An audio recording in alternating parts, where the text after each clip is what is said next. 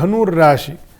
ಧನುರ್ರಾಶಿಗೆ ಧಾರ್ಮಿಕ ಕಾರ್ಯದಲ್ಲಿ ಆಸಕ್ತಿ, ರಾಹು ದೋಷ ಇಲ್ಲ, ತೃತೀಯದಲ್ಲಿ ರಾಹು, 9ನೇ ಮನೆಯಲ್ಲಿ ಕೇತು, ಕುಜನೂ ಸೇರುವುದು,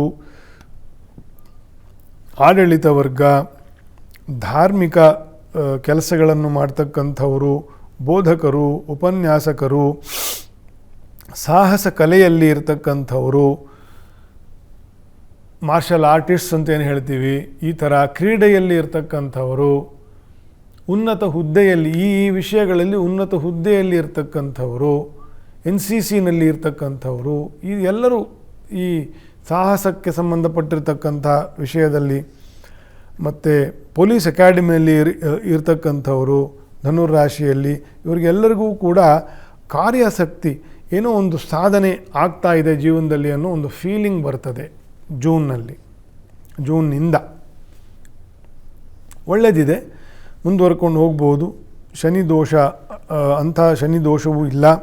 ಚತುರ್ಥದಲ್ಲಿ ಶನಿ, ತೃತೀಯದಲ್ಲಿ ರಾಹು. ನಿಮಗೆ ಸ್ವಲ್ಪ ದೋಷ ಇರುವುದು ಈ ತಿಂಗಳು ಶುಕ್ರನ ಮೇಷ ಸಂಚಾರದಿಂದ. ಸ್ವಲ್ಪ ಒಳ್ಳೆಯ ಕೆಲಸಗಳು ಮಾಡ್ಕೊಂಡು ಹೋಗಬೇಕು, ಕೆಲವೆಲ್ಲ ಧಾರ್ಮಿಕ ಕೆಲಸಗಳು ಮಾಡ್ಕೊಂಡು ಹೋಗಬೇಕು ಅಂದರೆ ಸ್ವಲ್ಪ ಅಡ್ಡಿ ಆತಂಕಗಳು ಬರ್ತದೆ. ದೇವತಾ ಅನುಕೂಲ ಅಷ್ಟು ಇಲ್ಲ, ಶುಕ್ರನ ಅನುಕೂಲ ಬೇಕು. ಅದು ಸ್ವಲ್ಪ ಈ ತಿಂಗಳು ಸ್ಲೋ ಆದಂಗೆ ಆಗ್ತದೆ. ಅಥವಾ ಮನಸ್ತಾಪಗಳಾಗೋದು, ನಿಮ್ಮದೇ ಒಂದು ಏನೋ ನಿಲುವು, ಅವ್ರದ್ದೇ ಏನೋ ಒಂದು ನಿಲುವು, ನಿಮ್ಮ ಹೆಂಡತಿದೇ ಏನೋ ಒಂದು ನಿಲುವು, ಅಥವಾ ಯಾವುದೋ ಸಂಬಂಧ ನೋಡ್ತಿರ್ತೀರಿ, ಅವ್ರದ್ದು ನಿಮ್ಮದು ಮ್ಯಾಚ್ ಆಗಲ್ಲ. ಸೊ ಈ ರೀತಿಯ ಒಂದು ಏನೋ ಒಂದು ಬ್ಯಾಲೆನ್ಸ್ ಇಲ್ವಲ್ಲಪ್ಪ ಅನ್ನೋ ಥರ ಆದೀತು ಧನುರ್ರಾಶಿಯವರಿಗೆ. ಸ್ವಲ್ಪ ತಾಳ್ಮೆಯಿಂದ ಇದ್ದು ಈ ತಿಂಗಳು ಕಳೆಯಿರಿ. ಮುಂದಿನ ತಿಂಗಳು ಗುರುವಿನ ಅನುಕೂಲವೂ ಚೆನ್ನಾಗಿ ಇರೋದರಿಂದ ಮುಂದಿನ ತಿಂಗಳು ಅದಕ್ಕೆ ಉತ್ತಮವಾಗಿರ್ತಕ್ಕಂಥ ಫಲ ಪಡಿತೀರಿ.